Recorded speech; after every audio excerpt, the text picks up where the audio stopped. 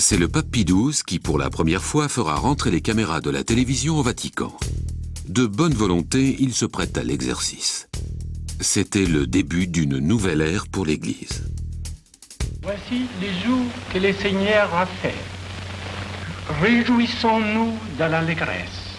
Nous attendons de la télévision des conséquences de la plus haute portée par la révélation toujours plus éclatante de la vérité aux intelligences loyales.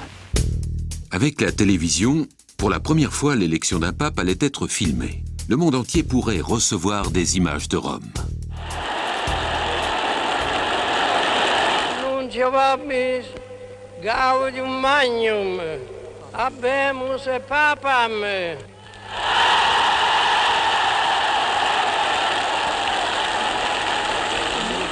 Eminentissimum ac reverendissimum Dominum Angelum Josephum Sante Romane Ecclesiae Cardinale Roncalli.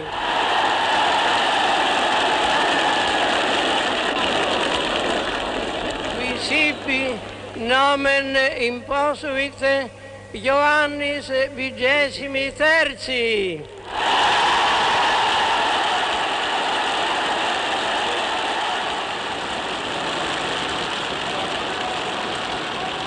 Tu es Pierre, 900 prise 1. La caméra a pu enregistrer de la bouche même du pape cette confidence extraordinaire sur son premier contact avec les projecteurs du cinéma. Voilà par exemple le soir où on m'a accompagné au balcon de Saint-Pierre devant la foule pour lui donner la première bénédiction. Tout le monde était en grand mouvement, moi je n'ai rien vu. Parce que le réflecteur terrible et insolent s'est trouvé face à moi. Nous avons fait. Là, c'est la vie. Rien après la mort du pape Pie XII ne laissait présager une grande réforme dans l'Église. L'élection du cardinal Roncalli comme successeur de Pierre n'avait aucun caractère novateur. On le disait pape de transition.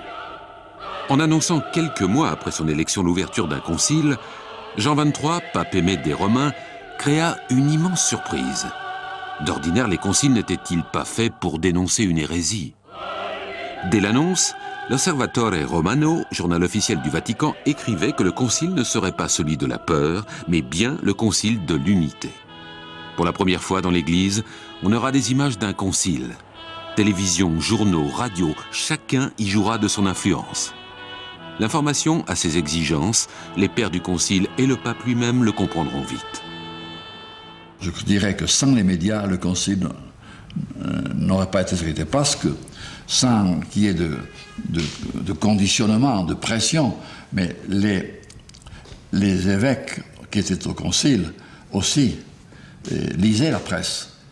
Et alors, une presse, évidemment, qui était plus ou moins orientée parfois, mais devait tenir compte, des fois pour corriger au besoin, des fois pour encourager. Et il y a eu une sorte de jeu subtil entre les pères et les journalistes, chacun respectant l'autre, chacun gardant sa liberté.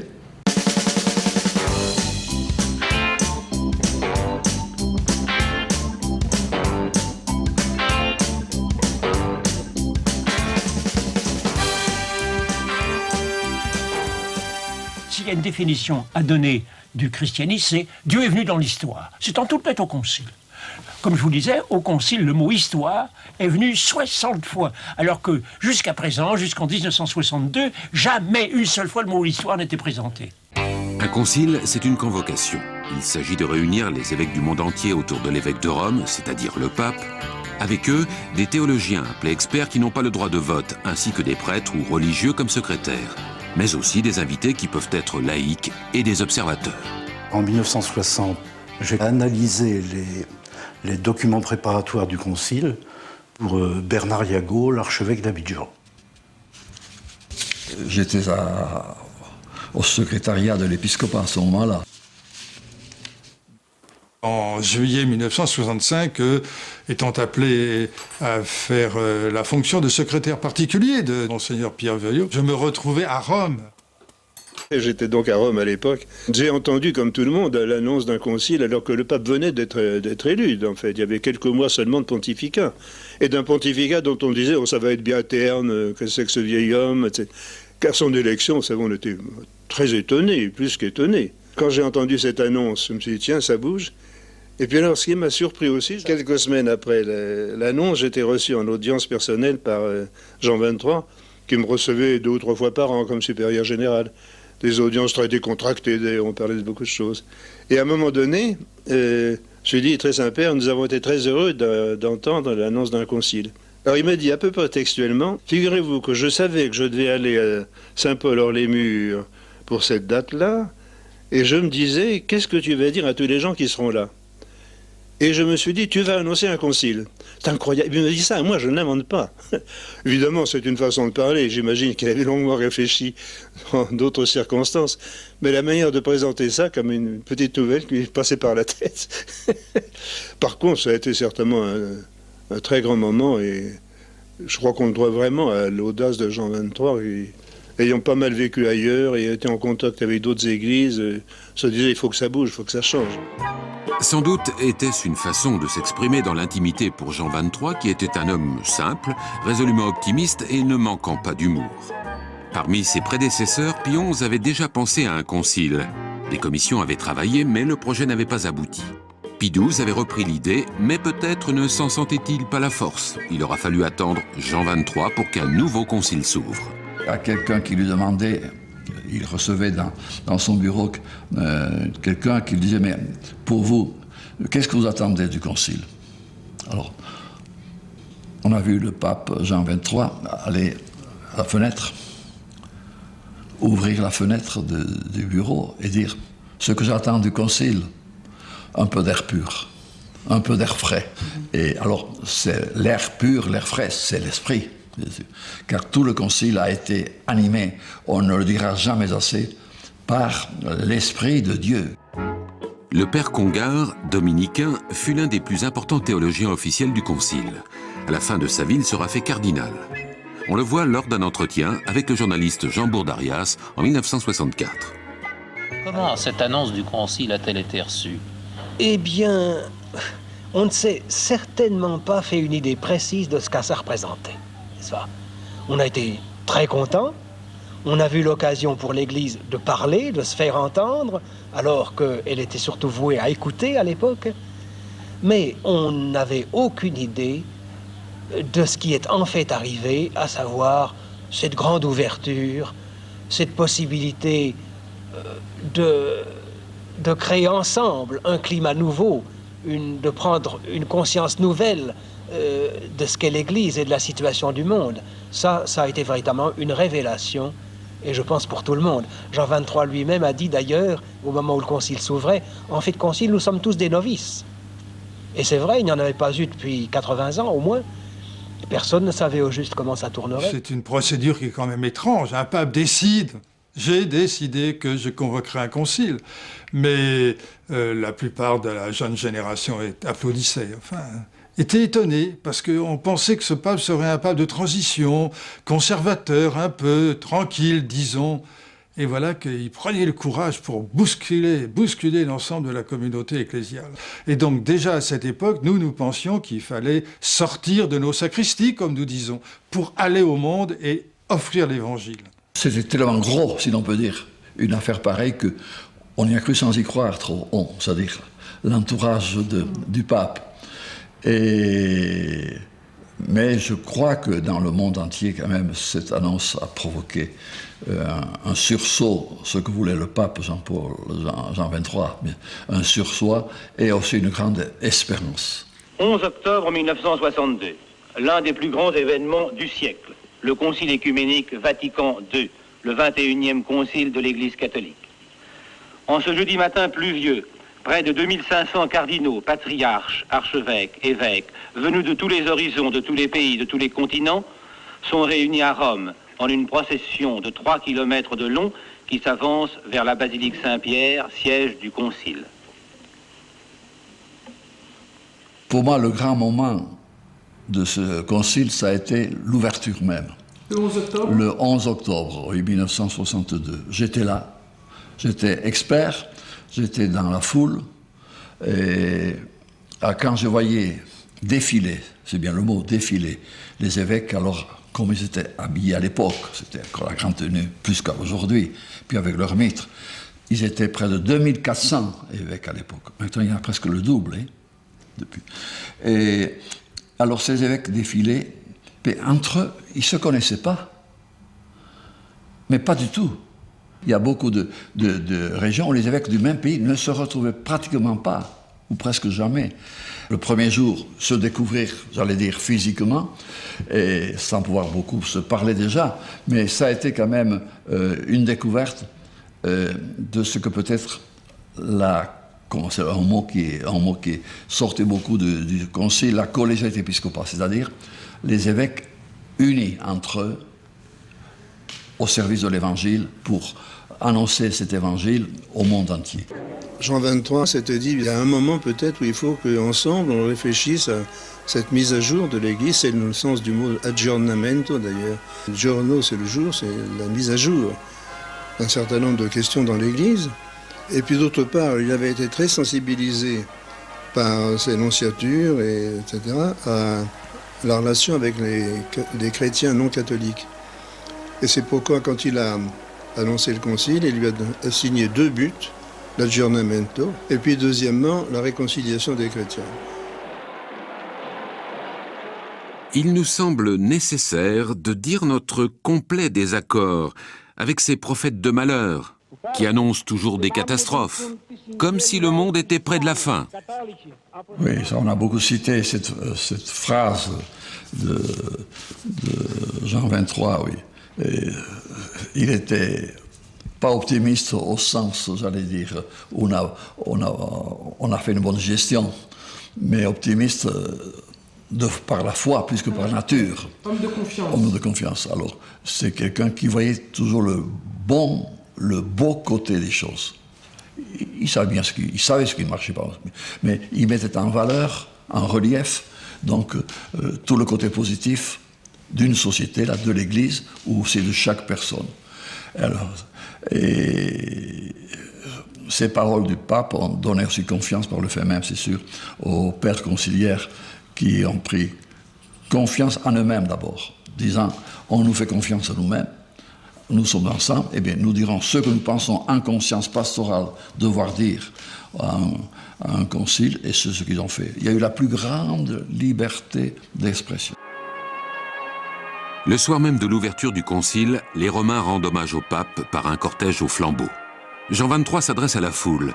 C'est ce qu'on appellera plus tard le discours sous la lune.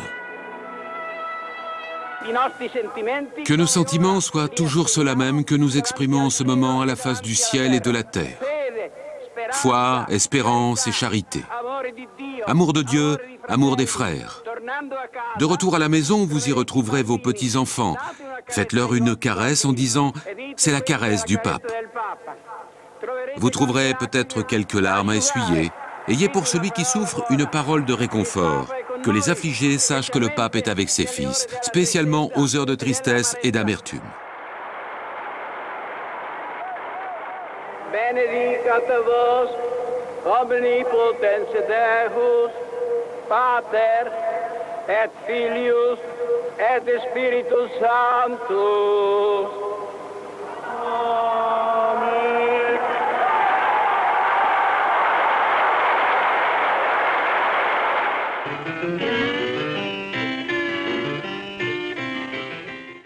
Le concile ne pouvait laisser indifférents les producteurs des émissions religieuses. Sans nier les problèmes, ils ne manquèrent pas de faire une émission commune attachée depuis toujours à la cause œcuménique.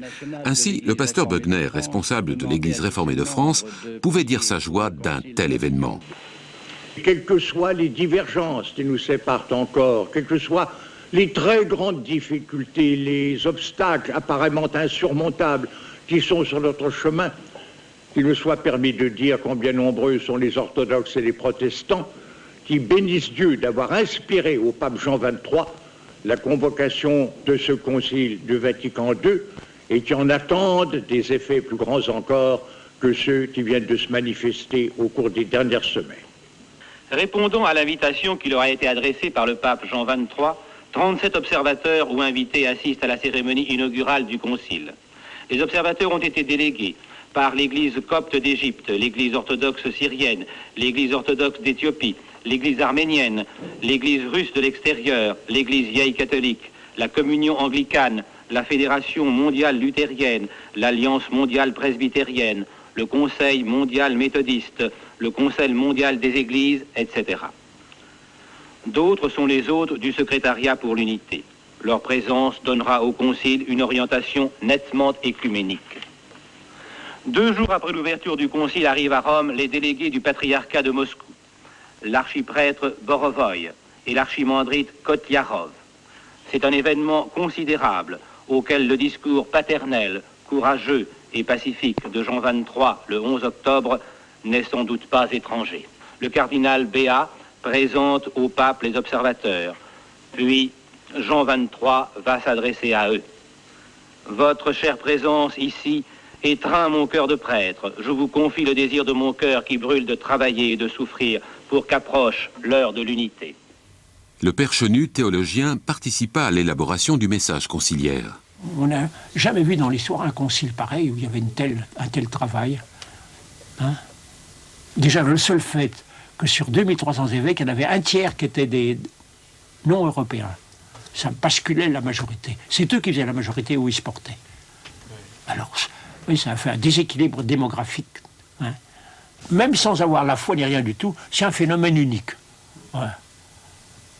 Enfin, pensez, 2500 types, avec autant d'experts réunis du monde entier et délibérant sur des sujets et des schémas. Ils travaillaient jour et nuit, hein. Ça travaillait sans arrêt. Avec des dossiers, des compliments, etc. Hein.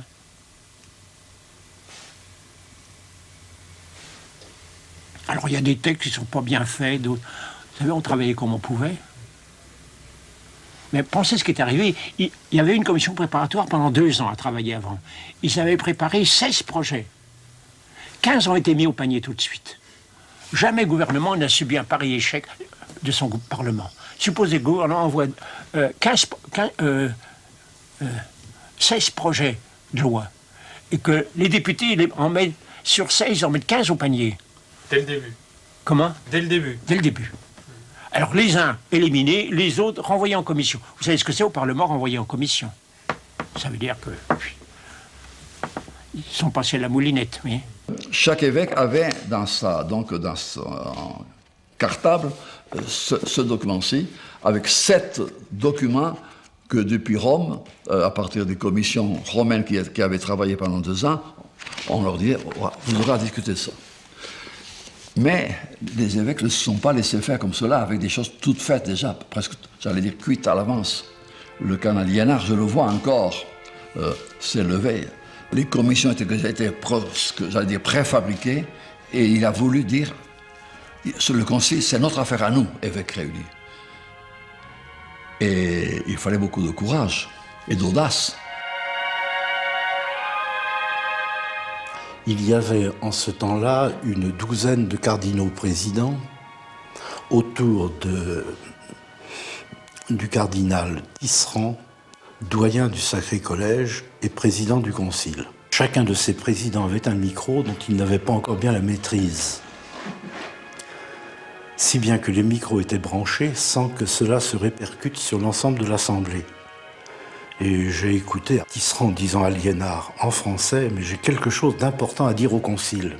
Comment le dire? À qui demander la parole? À moi, je suis le président. Comment est-ce que je demande la parole? Il faut le faire en latin.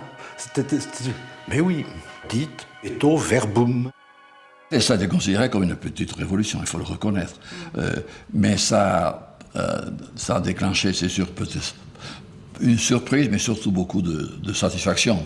Parce que les évêques, malgré tout, chacun comme pasteur de son propre diocèse, avait quand même conscience de ses responsabilités pour sa propre Église, et aussi être ensemble maintenant, donc de pouvoir travailler ensemble.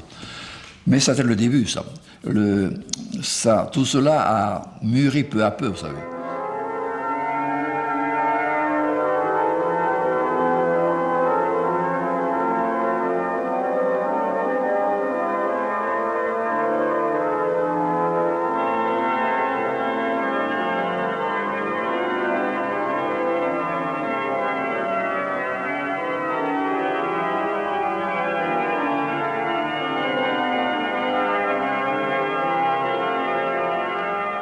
Je me rappelle par exemple les débuts du Concile, où les évêques ne se connaissaient pas, et où ils étaient très gênés pour élire les fameuses commissions du Concile. Ils ne savaient pas qui mettre, n'est-ce pas? C'est pourquoi ils ont demandé un délai pour pouvoir se consulter, se connaître un peu. J'ai été chargé, dès les premiers jours du Concile, à prendre contact avec tous azimuts, des évêques d'autres pays, pour leur demander à qui pensez-vous. Il y a eu une sorte de petite campagne. La première session, on a eu des évêques qui sont arrivés chacun avec les soucis, leurs soucis personnels, le souci de leurs églises, et qui se sont présentés au concile comme évêques d'une église particulière, évêques d'un diocèse, et qui n'avaient pas conscience d'être ce qu'on a appelé après le collège épiscopal, chargé d'évangéliser le monde entier. Voici que la séance est achevée.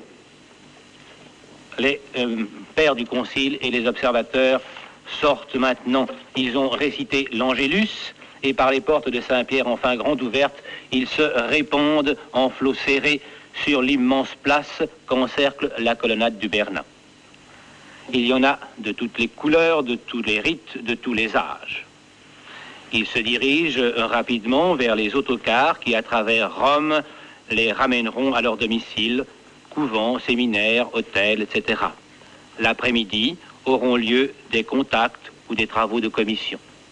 Toutes les réunions conciliaires commencent par la messe, après quoi la Bible est solennellement portée sur un petit autel qui domine l'assemblée, comme pour bien montrer que les travaux conciliaires sont placés sous le signe de la parole de Dieu. La Bible est la source, l'inspiratrice et le point de convergence de tous les débats du Concile. Pendant les séances du Concile, même si le pape venait, le pape ne se mettait pas au siège de présidence. C'est Jésus qui présidait. Ça me paraît très fort pour montrer... alors attention, non pas pour montrer l'importance de l'Évangile et de la Bible, mais comme symbole de Jésus, président du Concile. C'est l'Évangile et la parole de Dieu qui l'a symboliquement, et plus que symboliquement, réellement guidé vraiment les débats. Même si les débats avaient un côté humain qu'on ne peut pas éviter, je l'ai dit tout à l'heure. Ut hanc sanctam synodum et omnes gradus ecclesiasticos benedicere digneris. La langue de Vatican II a été le latin. On a eu... Qu'est-ce qu'il y a eu comme exception? Une qui était bonne, le patriarche des Melkites, Maximos IV, a expliqué en latin qu'il ne parlerait pas latin pour bien montrer à tout le monde qu'il n'était pas membre de l'église latine, mais successeur dans l'église d'Antioche. Je me souviens très bien le matin dans la aula conciliaire et dans Saint-Pierre, hein, lorsque un prélat, un évêque américain se mettait à parler, tout le monde rigolait, parce que personne ne comprenait. Hein. Il parlait d'ailleurs impeccablement le latin, c'est pas le latin qui était en cause, hein. Il savait l'écrire, il savait, etc. Mais l'accent était tel. Et lorsque Monseigneur Le Cordier, qui était à l'époque auxiliaire de Paris, qui était un peu un titi parisien, qui avait sa gouaille, j'allais dire, dans son expression, dans sa voix, se mettait à parler aussi, tout le monde applaudissait, parce que c'était amusant. Et le père Le Cordier ne maniait pas le latin d'une manière rapide et un peu de qualité. Mais ça fait rien. Ego Pericles, archiepiscopus titulos Samosatensis. Ça veut dire qu'au fond, le latin était comme une barrière pour un grand débat. Les débats étaient préparés à l'avance. Chacun arrivait avec son papier. Hein, voilà. Et il lisait son papier. Qui était après publié, renéoté. L'imprimerie vaticane a fait un travail monstre, d'ailleurs impeccable. Hein. Je peux vous présenter un dossier, vous verriez.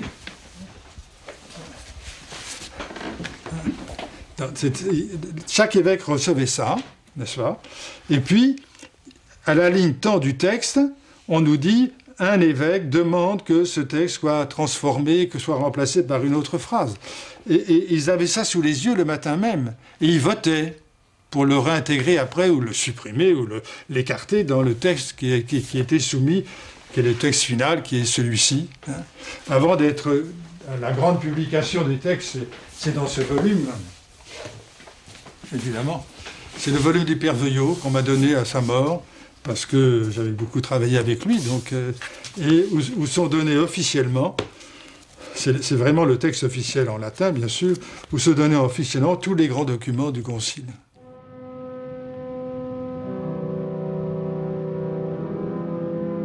Pour savoir ce qu'a été ce Concile, il faut quand même comparer, si l'on peut dire, avec ce que c'était avant. Et là, pour la liturgie, là, c'est flagrant, les différences. Les différences qui permettent de voir que le Concile nous a permis d'aller au plus profond de la vérité liturgique. Beaucoup d'entre nous, quand même, souhaitaient célébrer la messe. Il fallait donc célébrer la messe avant la réunion du Concile. Alors on se répartissait un petit peu partout, dans les églises, dans les basiliques, dans les halls d'hôtel, pour célébrer 2500 messes particulières avant d'assister à la messe du Concile. Il fallait faire vite pour laisser la place à d'autres. Quand on réalise maintenant, c'était pas très beau. D'abord, pas très beau, et puis pas très vrai. Alors, le Vatican II a permis de remettre quelque chose qui existait au début de l'Église, ce qu'on appelle la concélébration, donc des liturgies communautaires où les prêtres célèbrent. Ça a été un petit événement, ce changement-là. Oui.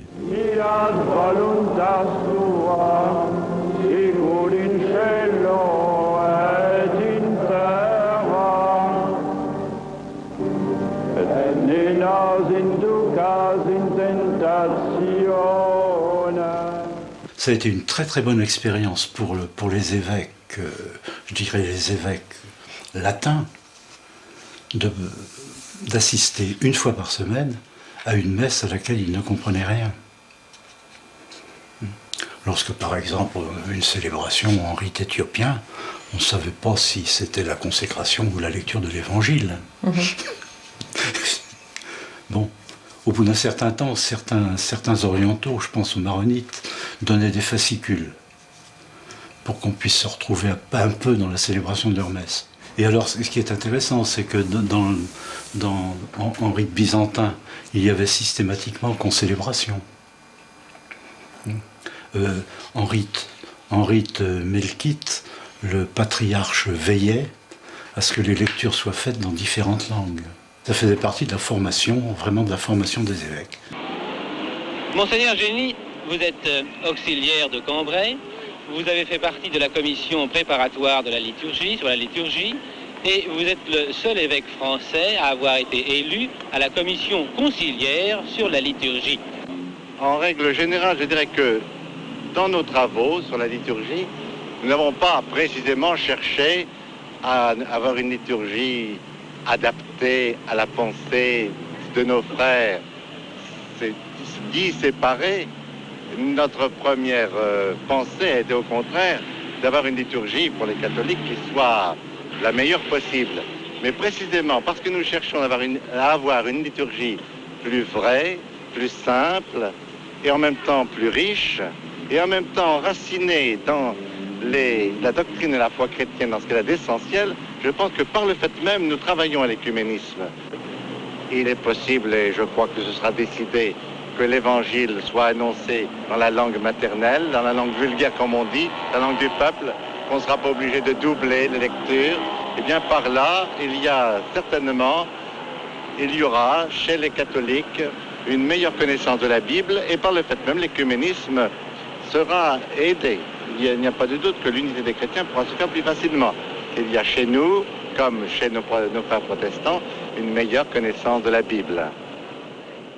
Mon père m'accuse de ne pas avoir fait de travail sérieux pendant le concile, en disant je l'ai suivi, ça n'aboutit à rien. Je lui dis écoute papa, il y a une chose, patiente un peu, mais d'ici quelques années, on dira la messe en français. Il n'y avait pas encore de décision prise, mais enfin, je voyais à peu près dans quel sens ça s'orientait. Et c'est là qu'il me dit, mais écoute, j'attends ça depuis ma jeunesse. Parce que j'ai pas fait d'études. La messe, c'est prier. Quand on prie, c'est parler à son père. Et on ne parle pas à ses parents dans une langue étrangère. Le concile a été de fait une vraie... Le mot révolution a été employé par le pape actuel aussi. Oui, oui, une vraie révolution spirituelle, qui est la plus dure et la plus importante toujours. Oui. La question autour de la révélation définit la manière dont Dieu s'adresse aux hommes. Il s'adresse à eux dans l'Écriture, mais celle-ci est portée dans l'Église. Le rapport entre l'Écriture et la tradition était une des questions discutées entre catholiques et protestants. Le Concile Vatican II va éclairer l'un des points entre Écriture et tradition. Sur la place Saint-Pierre, à la sortie des séances de travail, les conversations entre les pères du Concile et les spécialistes étaient ce jour-là très animées. Ce jour-là, en effet, c'était mercredi dernier, un événement très important venait de se passer, le rejet par la majorité des membres du Concile du schéma doctrinal sur ce que l'on appelle les deux sources de la révélation. Écoutons d'ailleurs Monseigneur Elchinger nous raconter cet événement tel qu'il l'a vécu. Je ne vous révèle pas de secret, je pense, en disant que les travaux au début de la semaine ont été très difficiles car il y a diverses tendances qui se sont manifestées et qui rendent évidemment un dialogue écuménique assez difficile. Pour qu'il puisse y avoir dialogue, il faudrait un langage commun. Certainement. Et parmi les pères du Concile, il en est qui relèvent plutôt d'une théologie qu'on pourrait appeler statique, d'autres d'une théologie plutôt dynamique, et cela emploie un langage beaucoup plus proche du langage de la Bible et des pères de l'Église. Et par là, ils ont un langage commun aux chrétiens non catholiques. On ne peut pas dire que les uns sont des conservateurs et les autres des non-conservateurs, car et les uns et les autres ont à conserver et veulent conserver le dépôt de la révélation. Mais dans la manière de conserver un patrimoine, il y a deux manières de procéder. Les uns, par exemple, préfèrent conserver le patrimoine en espèces. Et puis les autres préfèrent l'investir en actions. Cette comparaison qui est peut-être pas très juste comme toutes les comparaisons, elle permet peut-être d'entrevoir pourquoi il y a différentes tendances parmi les pères conciliaires. Mais il y a eu surtout cette semaine un élément de dialogue écuménique que je crois extrêmement important. C'est l'intervention du Saint-Père qui est venu arbitrer entre les deux tendances et qui a décidé la réunion d'une nouvelle commission doctrinale pour refondre totalement le texte qui nous avait été présenté sur les sources de la révélation. Comment cette action du pape a-t-elle été accueillie par le Concile, puis-je vous le demander, sans être trop indiscret? Bien, il est évident que nous avons eu là, tous, les pères du Concile et les autres, nous avons eu l'expérience du rôle irremplaçable du pape comme facteur d'unité, comme arbitre. Et je dois vous dire que le climat dans la salle conciliaire et parmi les pères conciliaires a totalement changé. Il y a eu une détente générale parmi nous et la décision du Saint-Père nous a apporté beaucoup de joie. La question de la révélation avait déjà été posée à deux conciles précédents, au Concile de Trente et au premier Concile du Vatican. Il est bien certain que pour beaucoup, il fallait arriver à dire que la parole que Dieu nous dit, c'est Jésus en personne. Monseigneur Elchinger y fait allusion d'une manière intéressante. Donc, le Concile vote, 1368 voix rejettent le projet du pape. 822 l'approuvent. Or, le règlement du Concile précisait qu'un projet proposé par le pape ne pouvait être rejeté qu'aux 2/3. On avait donc une majorité le rejetant, mais on n'avait pas les 2/3. Le soir même, et c'est à ça, je crois, fait allusion Monseigneur Elchinger. Sur l'unité, Jean 23 changeait le règlement du Concile, de manière à ce que le texte proposé par lui soit rejeté sans ambiguïté. Beau geste quand même. Et c'est assez intéressant de voir que, oui, beau geste, mais on disait en s'amusant que ça venait sans doute du fait que Jean-Baptiste Montini était, à la première session, le seul des évêques qui était hébergé dans les appartements du pape au Vatican. Si bien que le soir, en mangeant leurs spaghettis, ils ont dû se mettre d'accord pour... L'enjeu de cette révélation divine, c'est l'enjeu, c'est tout. Qu'est-ce que la parole de Dieu, c'est la parole de Dieu. C'est-à-dire, quand Dieu parle, quand on sait qui est Dieu, si l'on peut dire, quand Dieu est Dieu, et alors quand il parle, l'enfant est là pour aussi écouter ce que dit le Père. Et alors la parole de Dieu est une parole qui doit illuminer, éclairer vraiment la pensée et la vie de chaque homme, de chaque enfant de Dieu. Alors, Dei Verbum a été quand même, c'est un petit texte, pas très long en tout cas, mais aussi qui est un bijou, par la façon dont le Concile a parlé de la pensée comme une source qui rafraîchit, qui régénère, qui permet à l'homme de rester toujours neuf, parce que la parole de Dieu est une parole qui est toujours créatrice, une parole qui ne permet jamais de s'arrêter.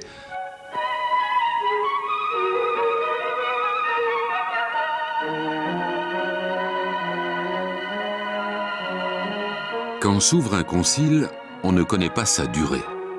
C'est ainsi que Vatican II aura 4 sessions. Pendant 3 années consécutives, les évêques se rendront aux différentes sessions. Entre chacune d'elles, ils rentrent dans leur diocèse. Pendant ce temps, les commissions conciliaires travaillent.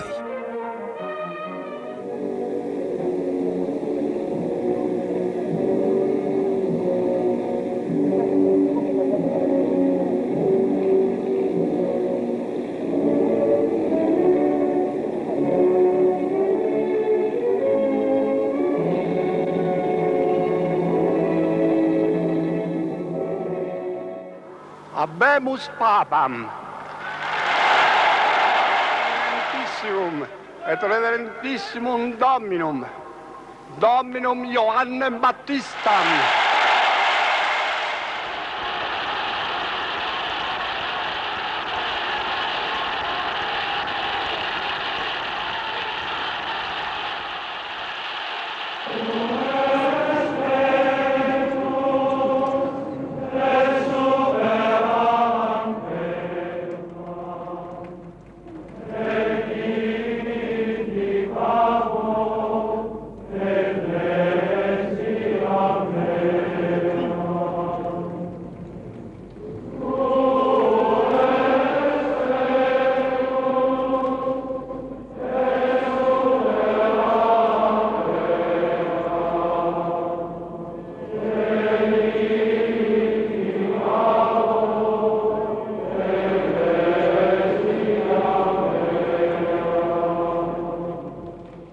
Paul VI, c'est ça, n'est-ce pas? L'affirmation « je suis Pierre », mais Pierre qui ouvre les bras. D'ailleurs, les photos de lui, c'est toujours ça, n'est-ce pas? Tandis que Jean XXIII apparaissait plutôt avec ce beau visage romain, ses yeux pétillants de bonté, n'est-ce pas? Paul VI apparaît avec un visage un peu tendu, mais les mains ouvertes, comme ça, n'est-ce pas? Tendant les mains, voulant accueillir, voulant embrasser, en quelque sorte. Paul VI, quand même, a eu à prendre, j'allais dire, une machine qui aurait pu déraper, une machine qui aurait pu aller dans tous les sens. Alors, ça a été le gros travail de Paul VI, en respectant, encore une fois, la liberté de chaque évêque, quand même, d'avoir le souci de maintenir quand même le concile dans la ligne de la plus belle tradition de l'Église, donc, et en remontant aux sources même, qui est la parole de Dieu. Le Concile a cette responsabilité en sens qu'il a ouvert les portes et les fenêtres. Alors des courants sont engouffrés là où auparavant il y avait muraille et donc une certaine force, incontestablement. Mais est-ce encore possible? Est-ce qu'on peut avoir une église forteresse dans un monde qui est mouvement? C'est tout le problème. Le pape lui-même s'est voulu vraiment un serviteur, quelqu'un qui avait le souci d'être fidèle au message du Christ. Et tout le Concile a essayé cela. Et à mesure que le concile se déploie, se prolonge, on voit dans le concile se présenter, je ne dis pas s'opposer, diverses familles d'esprit, diverses tendances. Mais ces tendances, m'a beaucoup frappé, cherchent un point d'accord qui est parfois assez difficile à déterminer. On savait quand même qu'autour de tel ou tel évêque ou tel expert, il peut y avoir, oui, des groupes de pression. Je crois qu'il faut dire oui. Pas manifeste, si vous voulez. D'ailleurs, il n'avait pas la possibilité de s'exprimer beaucoup parce que à l'intérieur des sessions, le droit de parole était très limité. Il fallait demander au moins la veille et chaque intervenant avait droit à 8 minutes, ce qui était normal étant donné le grand nombre de ceux qui voulaient intervenir.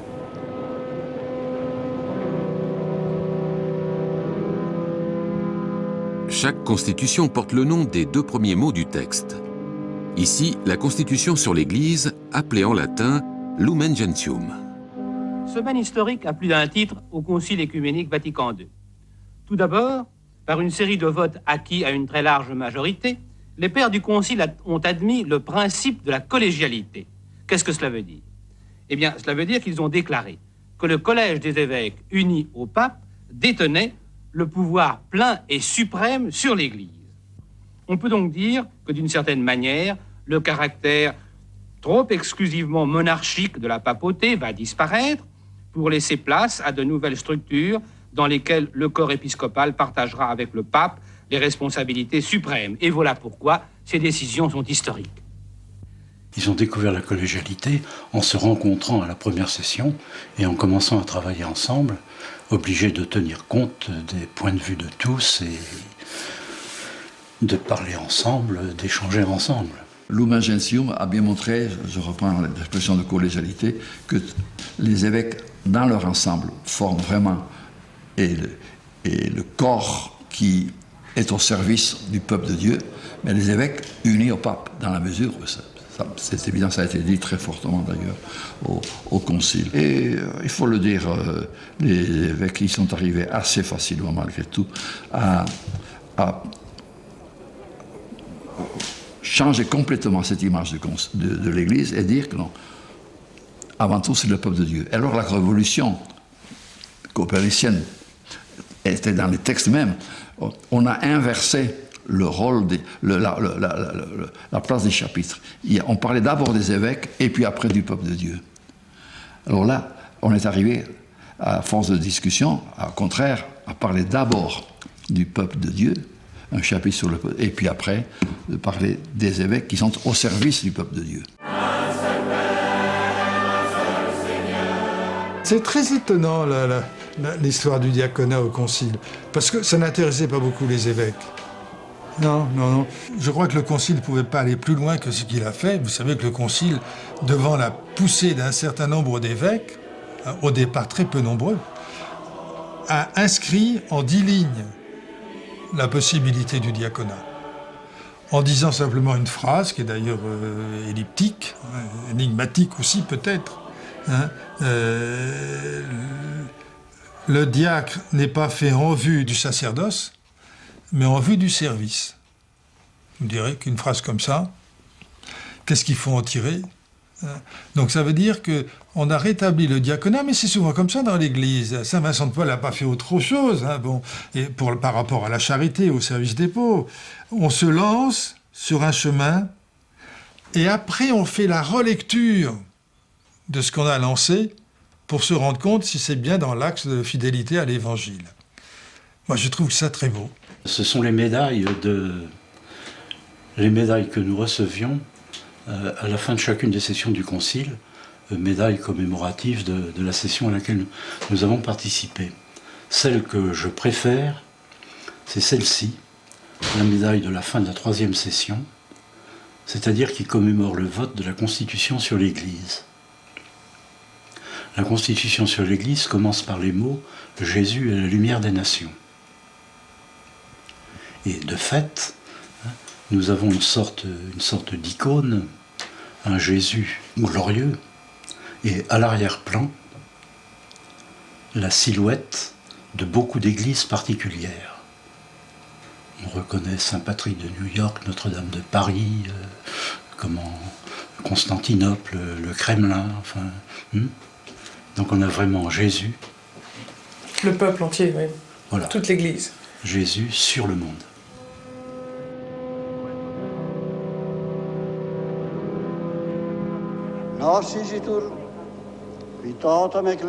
Résumant en nos personnes et en nos fonctions l'Église universelle, nous déclarons œcuménique ce concile. Pour la première fois dans l'histoire, l'Église romaine entend entreprendre cet énorme effort, cet énorme travail de réflexion, de prière et de rénovation que représente ce concile, en quelque sorte devant témoin. Ce qui m'a frappé et réjoui beaucoup, c'était que les pères des conciles tiennent très sérieusement notre présence comme étant un témoignage. C'est-à-dire, nous ne sommes pas seulement touchés par cette expression carissimi, delectissimi observatores, mais nous sentons que notre présence signifie quelque chose de beaucoup plus sérieux pour les pères de l'Église. Eh bien, d'abord, nous sommes frappés par l'accueil plein de tact qui nous est réservé au Concile grâce au Secrétariat pour l'Unité. Notre présence au Concile comme telle marque, je crois, un grand progrès au point de vue œcuménique. Pensez au sort qui a été réservé dans le passé aux non-catholiques par certains conciles. Eh bien, tous les matins, quand je nous vois occuper nos places, qui sont des places d'honneur en face des cardinaux, je me rends compte du changement radical qui s'est produit. Je mentionne la grande confiance qu'on nous témoigne. On nous a confié les documents secrets sur lesquels on discute actuellement et que nous étudions avec un esprit critique, évidemment, avant les séances. Aux séances même, nous sommes frappés par la grande liberté avec laquelle les pères du Concile expriment leur opinion. Et enfin, malgré tout ce qui continue, évidemment, à nous séparer, pas d'illusion, je vois un signe plein de promesses dans le fait que dans tous les débats, les membres du Concile sont préoccupés par le renouveau de l'Église catholique et qu'ils placent le problème écuménique dans cette perspective. Le décret sur l'écuménisme, qui aurait été impensable comme tel 20 ans avant le Concile, impensable. Oui. C'est plus qu'un texte, j'allais dire, d'enseignement sur les relations entre chrétiens. Le décret sur l'écuménisme est un acte, c'est un engagement de l'Église catholique. Au cœur de Rome, les frères de Thésée ont installé leur communauté. Vous allez les voir, ils sont 4. Revêtus de l'aube blanche, ils se réunissent 3 fois par jour pour prier l'office, dans leur petite chapelle provisoire silencieuse et paisible. Spiritualité de l'écuménisme.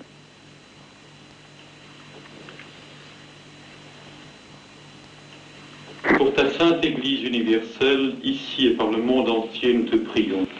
Ô Seigneur, écoute et prends pitié. Pour les évêques, les pasteurs et tous les ministres de l'Église, nous te prions. Ô Seigneur, écoute et prends pitié. Pour l'unité des églises, la vocation des incroyants et la paix des peuples, nous te prions. Ô Seigneur, écoute et prends pitié. Nous avons retrouvé sous les voûtes de Saint-Pierre des évêques que nous connaissions, en particulier des évêques d'Amérique latine. Et puis, il faut le dire, le bar qui est là aussi sous ces voûtes et où l'on va de temps à autre se rafraîchir, se détendre, nous a permis de connaître pas mal d'évêques. Et alors nous nous sommes mis à les inviter chez nous.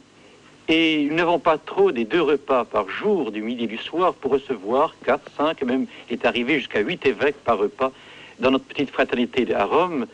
Et là, nous poursuivons un dialogue. Et il me semble que la dominante même de ce dialogue, c'est cette commune intention de tous ces évêques de faire passer le message de l'Évangile dans le monde d'aujourd'hui. Nous sommes frappés par l'épiscopat d'Amérique du Sud qui s'est révélé aux observateurs et à tous ceux qui sont ici comme tellement dynamique, ouvert aux soucis apostoliques de notre temps et prêt à un dialogue œcuménique extrêmement profond. Ou alors la jeunesse de l'épiscopat africain, sa fraîcheur. Et dans ce dialogue qui se fait en marge du concile, mais très lié avec le concile, nous sommes frappés de voir combien s'affine en quelque sorte le dialogue entre frères séparés, comme on dit.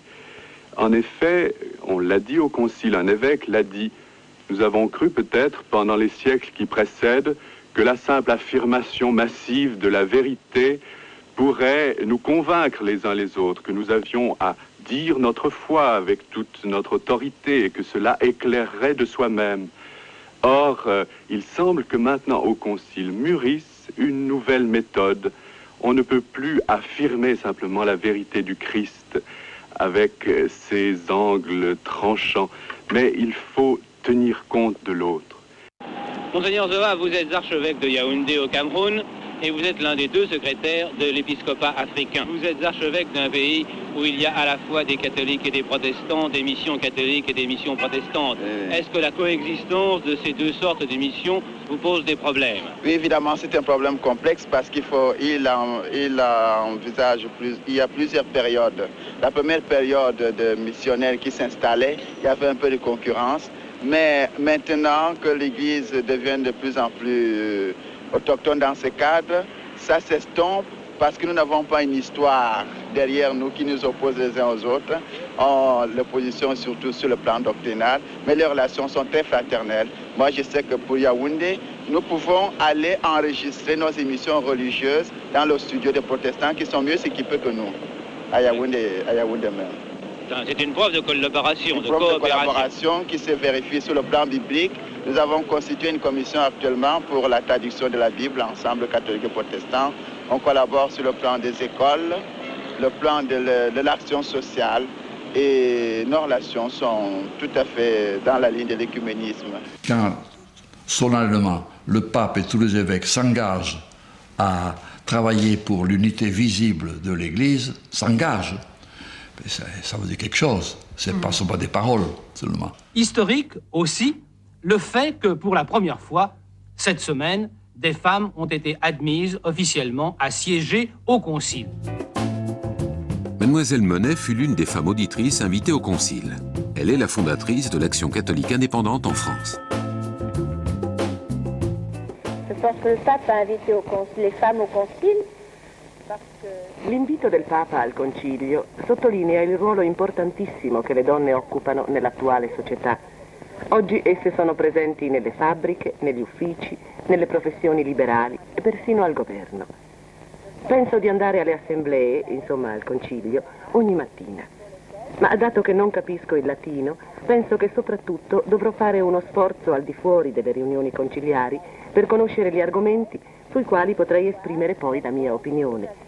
E dovrò anche rispondere agli inviti che vengono rivolti agli uditori laici dalle varie commissioni episcopali al Concilio, dove ci sarà consentito, spero, di esprimere il nostro punto di vista sui problemi che preoccupano i laici nel mondo di oggi. Les différentes préoccupations des laïcs dans le monde. Qui dit Église ne dit pas simplement les clercs ou les gens en soutane ou en robe, mais les chrétiens, ça, le peuple consacré tout entier qui forme ce corps organique, bien sûr, uni à ses pasteurs. Et vous savez bien que c'est pas, pour moi, une nouveauté, mais au contraire une conviction ancienne et extrêmement chère que de donner la parole aux laïcs et de leur marquer leur place. Je dirais volontiers d'ailleurs qu'au point de vue de la mission, les laïcs peuvent apporter beaucoup de choses que les prêtres ne peuvent pas apporter au même degré. J'ai été très frappé tout à l'heure dans l'intervention de Monseigneur Zoa, lorsqu'il disait qu'au Cameroun, dans la mesure où l'Église est indigène, elle n'a pas ce passé, cette espèce de handicap du passé de nos querelles anciennes, mais ils partent en quelque sorte dans la fraîcheur de l'Évangile. D'un autre point de vue encore, l'Évangile doit être annoncé aujourd'hui à un monde extrêmement complexe. Or, les laïcs seuls sont complètement au contact de ce monde. Je dirais qu'ils en épousent les contours un peu comme un fleuve peut épouser les contours de son lit. Ils sont là partout, n'est-ce pas, où la vie du monde existe. Tandis que nous sommes un petit peu, si vous voulez, dans nos chaires, nos hôtels, nos presbytères, nos couvents. Enfin, on n'est pas quand même isolés du monde. Mais nous n'avons pas cette espèce de contact direct que les laïcs ont plus naturellement. 4 janvier 1964. Le pape Paul VI quitte le Vatican. Malgré l'heure matinale et le froid vif, une double haie de gens, qui se fait de plus en plus dense, borde les rues de Rome au passage du Saint-Père. À l'aéroport de Fiumicino, le chef de l'État et les représentants du gouvernement saluent Paul VI. Ils lui apportent les vœux de la nation italienne. Paul VI profitera des intercessions du Concile pour effectuer plusieurs voyages. Sans doute le patriarche Athénagoras désirait-il rencontrer le pape. L'esprit très œcuménique du Concile ne pouvait qu'encourager une telle entreprise voulue aussi par Paul VI. Jérusalem fut le symbole de cette rencontre historique. Paul VI et Athénagoras s'avancent ensemble en se serrant les mains avec affection.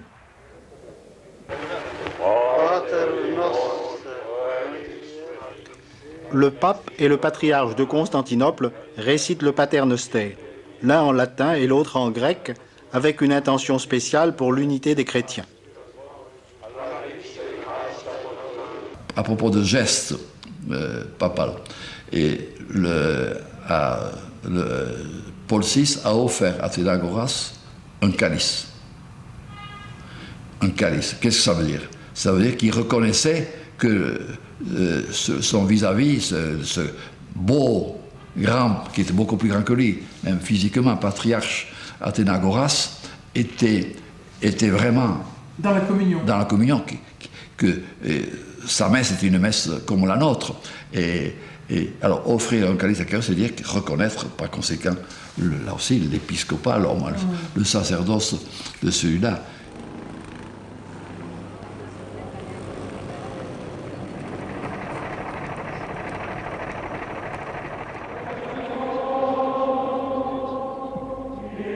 Une nouvelle page est en train de s'écrire dans l'histoire du christianisme.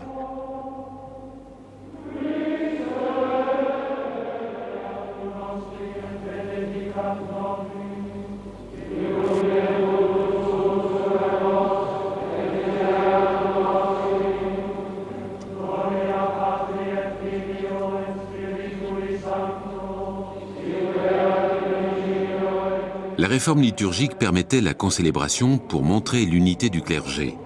Ce n'est qu'à partir de la 3e session et en présence du pape qu'on a pu assister à la mise en place de cette nouvelle liturgie qui, il faut bien l'avouer, se cherchait encore. L'exercice était nouveau et au sein de l'Église représentait une vraie révolution. Par cette concélébration, l'Église veut dire que l'Eucharistie est la célébration de tous, baptisés et célébrants.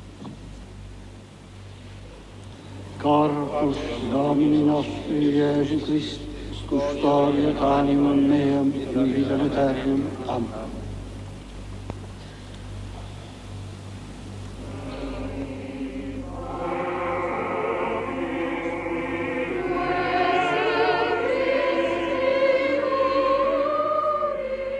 Venerabiles fratres, ac dilecti fili. Vénérables frères et chers fils, sous le signe de la Sainte Croix, en l'honneur de laquelle nous avons offert la messe en concélébration, s'ouvre aujourd'hui la 3e session du Second Concile œcuménique du Vatican. Ici, nous sommes l'Église. L'Église est présente ici. Ici, nous sommes l'Église comme membres du corps mystique du Christ. Accueillons dans la joie la sobre ivresse de l'Esprit. Oui, il faut qu'il en soit ainsi durant tout ce temps béni du Concile. Une Église qui est trop repliée sur elle-même, qu'on ne voit pas finalement, j'allais dire repliée, retirée dans sa sacristie, si l'on peut prendre cette image-là, est une Église à quoi sert-elle finalement? Parce que finalement, ce concile, s'il fallait le définir, je prendrais par 2 mots peut-être. C'est une Église qui est à la fois a été un sommet et une sommation. Un sommet, c'est-à-dire que Dieu a conduit l'Église conciliaire à un sommet, et de là-haut, de haut du sommet, Dieu a montré aux papes et aux évêques en particulier exactement l'horizon, la route à tracer. C'est de haut qu'on peut voir le mieux ces choses-là. Donc une église qui est comme un sommet. Et cela, bien sûr, grâce à la parole de Dieu en particulier. Et puis, une sommation, il y a un jeu de mots peut-être que j'emploie là, une sommation en ce sens que pour ce concile, chacun des évêques, des pères, s'est senti comme interpellé, voyez, au plus profond de lui-même. L'Église doit se définir elle-même.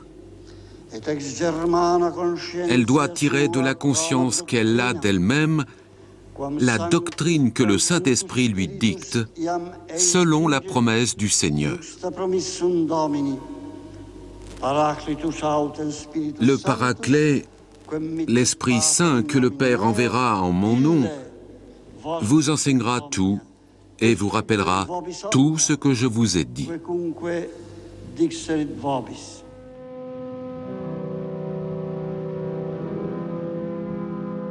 Mon intuition, c'était la décision du Concile Vatican II de dire l'évêque est responsable de son Église dans le territoire où il est envoyé. Et que l'Église, c'est d'abord le diocèse. L'Église, c'est d'abord l'Église locale, c'est-à-dire la communauté autour de l'évêque et du presbytérium, des prêtres, de l'ensemble du peuple de Dieu qui est rassemblé. Et toute l'Église est là. Et donc l'Église universelle n'est pas une fédération de tous les diocèses. Mais dans tout diocèse, il y a tout de l'Église. C'était ça l'intuition profonde. Hein. Et donc l'évêque a sa responsabilité première. Hein, et il doit pouvoir animer son Église, il doit pouvoir s'engager pour évangéliser ce peuple qui habite le département de Lyon où j'étais, par exemple, et puis de faire en sorte d'être vraiment... Alors, est-ce qu'on va dire le patron? Moi, je préfère qu'on dise l'apôtre. Car au fond, la bonne définition d'un évêque, c'est d'être apôtre. Que personne n'oublie que la convocation du concile actuel a été faite en toute liberté et spontanéité par notre vénéré prédécesseur Jean XXIII, et que nous-mêmes, sans aucun délai, l'avons confirmé de plein gré, en sachant parfaitement que cette assemblée souveraine aurait pour thème l'épiscopat. Quand le Concile dit que le collège épiscopal est l'autorité suprême de l'Église, il se contente de dire que Jésus est l'autorité suprême de l'Église et qu'il a deux façons de se manifester. Alors l'unité, la personne unique du pape manifeste mieux que l'Église est une. Les 3000 évêques manifestent mieux que l'Église est catholique, c'est-à-dire diverse, variée et universelle. Mais c'est la même Église.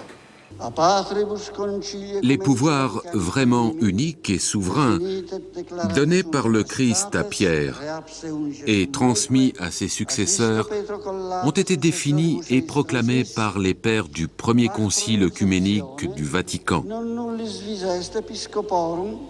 Cette définition a pu donner l'impression de limiter l'autorité des évêques, successeurs des apôtres, de rendre désormais superflu et d'empêcher la convocation d'un nouveau concile œcuménique, bien que le droit canon reconnaisse à cette sorte d'assemblée une autorité suprême sur l'Église entière.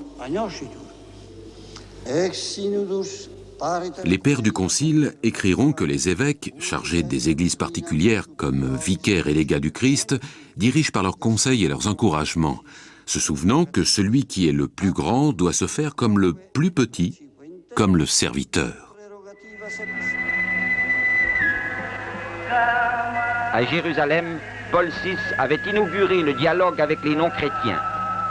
Il l'enrichit ici de nouveaux interlocuteurs, des Parsis, des bouddhistes, des hindouistes surtout, représentés par Appa Patwardhan, un intime collaborateur de Gandhi. Un tel voyage s'inscrit dans la volonté du Concile d'instaurer une meilleure compréhension entre les différentes religions.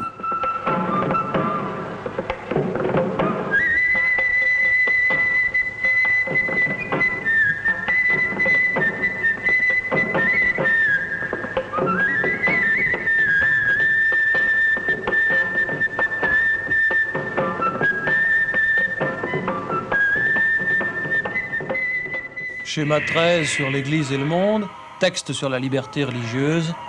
À l'intérieur de Saint-Pierre, les pères conciliaires vont donc mettre en forme ces idées forces de la 4e session, à l'abri des regards et des objectifs des touristes.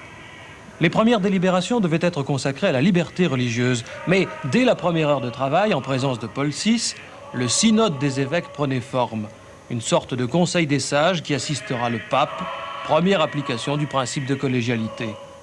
L'un des pères conciliaires, Monseigneur Rodin, nous dit que l'on ne pourra juger ce synode qu'à l'ouvrage. Mais déjà, c'est une réforme considérable dans le gouvernement de l'Église. Elle avait été timidement réclamée par quelques évêques au début du concile. Elle avait été souhaitée dans un discours du souverain pontife lui-même. Et puis finalement, elle a été mise au point par la commission spéciale du gouvernement des diocèses, en collaboration avec la curie, et elle vient d'être promulguée. C'est une réforme qui touche tous les diocèses, qui seront tous intéressés directement au gouvernement de l'Église.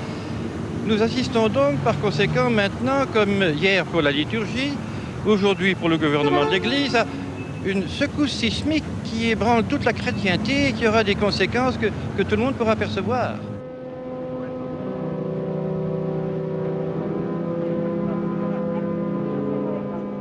Gaudium et Spes, ce sont les deux premiers mots de documents conciliaires, joie et espoir. Mais il y a aussi après les déceptions. On parle du côté positif, mais aussi il y a aussi notre aspect plus quand même négatif, si l'on peut dire, qui est de l'époque du concile. Déjà, un monde déjà vraiment angoissé. Et alors, ce texte qui s'appelle d'abord le schéma 13, puis le schéma 17, parce que selon les catégories de documents qu'il y avait à ce moment-là, est devenu après donc Gaudium et Spes. C'est quelqu'un qui a beaucoup travaillé à ce texte, c'est Wojtyła. Et alors, le pape Jean-Paul II donc, considère le Lumen Gentium comme le texte premier et Gaudium et Spes comme, vous allez dire, le texte d'application l'Église dans le monde de ce temps. Alors, ce document-là, il faut le connaître bien aussi. Il traite des problèmes particuliers, je l'ai dit tout à l'heure, famille, économie, politique, droits de l'homme, guerre, mais il y a une première partie qui part de façon très approfondie sur la dignité de l'homme. J'aime bien dans la Constitution sur l'Église, dans le monde de ce temps, le numéro 22 de la Constitution, la réflexion sur la personne humaine, qui dit d'une manière beaucoup plus claire qu'on ne l'avait jamais dit, que la cause, la raison, le modèle de n'importe quelle personne humaine, c'est la personne humaine de Jésus.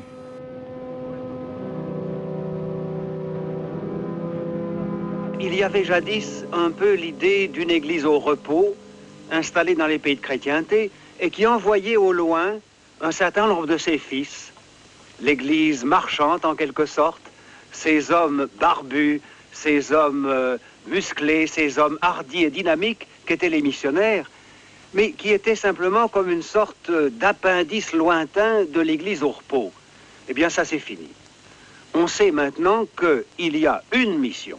Il n'y a pas une église au repos et des missions, il y a une mission coextensive à toute la vie de l'église qui partout où elle est a des païens à évangéliser. Quand ce serait les chrétiens eux-mêmes, et même les plus croyants, comme vous et moi, je l'espère, qui savons très bien quelle zone de paganisme nous portons dans notre propre cœur et comment nous devons être évangélisés dans des dimensions d'humanité qui sont, pour nous, notre pensée, notre caractère, notre vie familiale, notre action extérieure, etc. Imaginez que le pape Paul VI est venu, est descendu dans la basilique Saint-Pierre, au milieu des évêques, qu'une seule fois, pendant les 4 sessions. Une seule fois. Il est venu participer à des messes, bien sûr, mais pour participer à un débat conciliaire, il suivait toujours il avait une caméra dans son bureau, il écoutait tous les débats de son bureau. Mais il est descendu qu'une seule fois de tout le concile dans l'aula, comme on dit, dans la basilique Saint-Pierre, c'est pour l'inauguration d'une mission. Et pourquoi? À cause de l'importance particulièrement grave du sujet.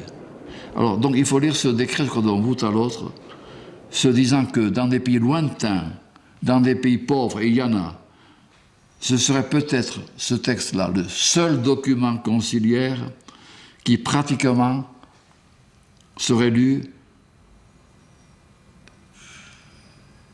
à l'extérieur de ces pays-là. Pensez qu'à Vatican I, en 1869-70, il n'y avait pas un seul évêque noir, tandis qu'il y avait plus de 100 à Vatican II et qui sont aujourd'hui plus de 150, avec 4 ou 5 cardinaux. Donc, il y a là une espèce d'expansion. Or, il est clair que les questions africaines ne peuvent pas être réglées complètement à Rome, c'est pas possible.